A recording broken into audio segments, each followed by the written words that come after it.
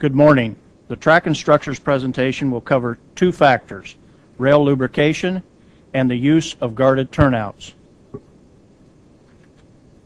The turnout where the accident occurred was deemed adequately lubricated. We found lubrication present on the derailed wheels and the rail. Proper rail lubrication on standard number 8 turnouts reduces the coefficient of friction as a train maneuvers through and out, thereby reducing the potential for a wheel climb, whether in a yard or on main track. On October 25, 2005, WMATA sent a memorandum to track inspectors that requires them to assess rail lubrication switches during routine track inspections. Track inspectors typically apply lubrication at turnouts as needed, in accordance with the training and instructions detailing where to apply the lubrication. The memo also emphasizes proper lubrication at crossovers and turnouts to ensure safe single tracking operations. Single tracking can occur at any time for a variety of reasons during normal operations and on days when routine trackings are not conducted. Operating department personnel responsible for planning single tracking operations determine the turnouts that will be utilized. Track engineering department personnel are responsible for lubricating switches during each inspection to ensure that turnouts remain adequately lubricated during single tracking operations. However, track engineering personnel are not automatically notified when single tracking operations are initiated. When track engineering department personnel are aware of single tracking operations, can make arrangements for additional inspections and lubrication during the operation.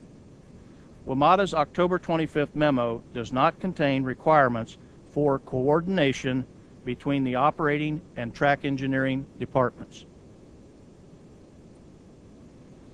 As more trains are operated through the switches utilized in single tracking operation, lubrication is depleted faster, which could eventually lead to an undesirable dry rail condition.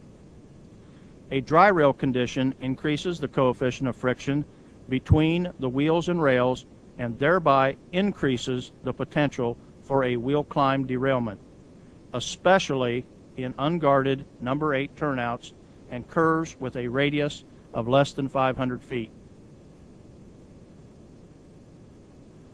WMATA also drafted 2 additional documents for rail lubrication: a standard operating procedure titled Rail and Switch Lubrication, Wayside and Manual Application, and a track maintenance procedure number 3 with the same title.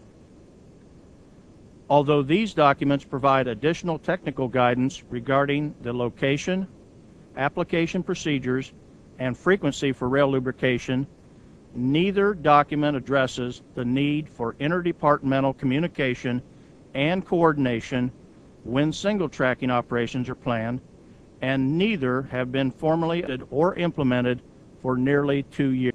Among internal WMATA departments, the interpretation of the October 25th memo varied, and the instructions provided may be too broad and do not provide detailed guidance necessary for uniform application of rail lubrication throughout the Metro Rail system.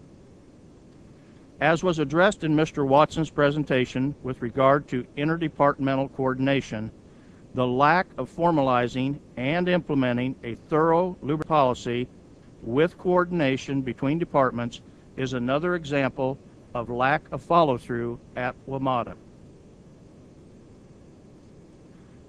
The draft report concludes that although rail lubrication was not a factor in this accident, because a lack of rail lubrication can significantly increase the potential for wheel climb derailments, comprehensive rail lubrication procedures are needed that take into account both operational and track engineering demands.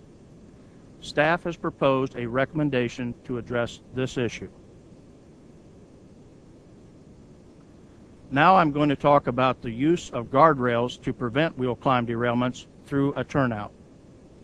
WMATA experienced 7-yard derailments beginning in 2003 involving empty trains traveling at low speeds while traversing standard unguarded number 8 turnouts or curves with a radius of less than 500 feet.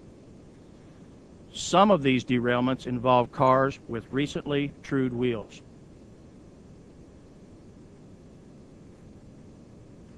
One way to reduce the possibility of a derailment as a train traverses a turnout is through the use of guarded turnouts. The photograph on the left shows a standard number 8 unguarded turnout. The photograph on the right shows a guarded number 8 turnout. In the orange circles are guardrails shown adjacent to the stock rail of the main track. As of September 2007, WMATA has 101 guarded number 8 turnouts and 72 standard unguarded number 8 turnouts on the main tracks of the Metro rail system. WMATA is replacing all main track standard number 8 turnouts with guarded turnouts at about 30 turnouts per year.